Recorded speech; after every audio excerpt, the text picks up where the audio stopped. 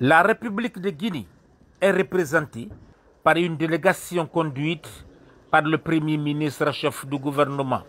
Souveraineté et résilience vers un nouvel ordre mondial. C'est le thème du Forum international du Tanger au Royaume chérifié.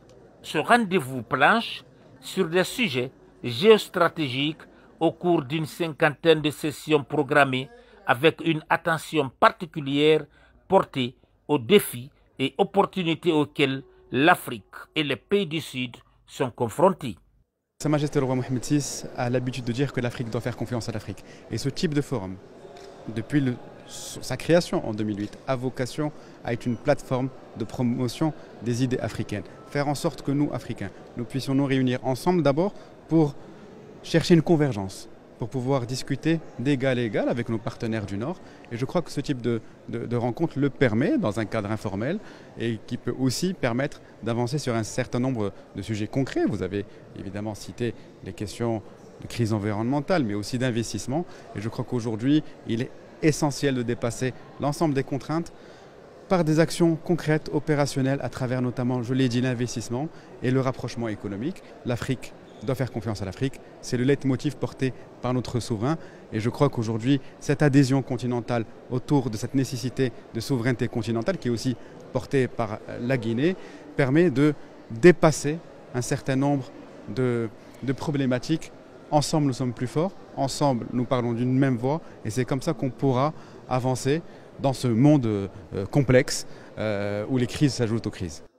La promotion des investissements sur le continent pour un développement durable et inclusif est l'un des principaux points d'échange entre acteurs politiques et économiques de haut niveau.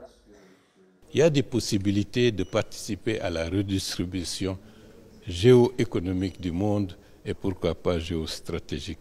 Nous devons tirer profit de ces atouts et de savoir comment nous devons nous organiser.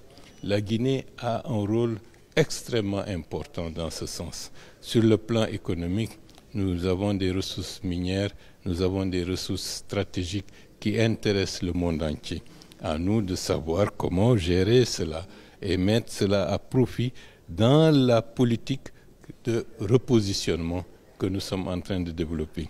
Par ailleurs, en ce qui concerne la situation interne au niveau du continent, une coopération beaucoup plus resserrée nous permet ensemble de créer un environnement de coprospérité et de co-développement pour répondre à l'attente de nos millions et des millions de jeunes qui veulent du travail, qui veulent avoir de l'espoir, et je pense que c'est possible.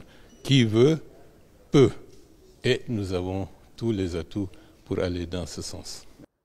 C'est ici, au Palais des Arts et de la Culture de Tanger, que se tient ce forum international avec plus de 250 invités.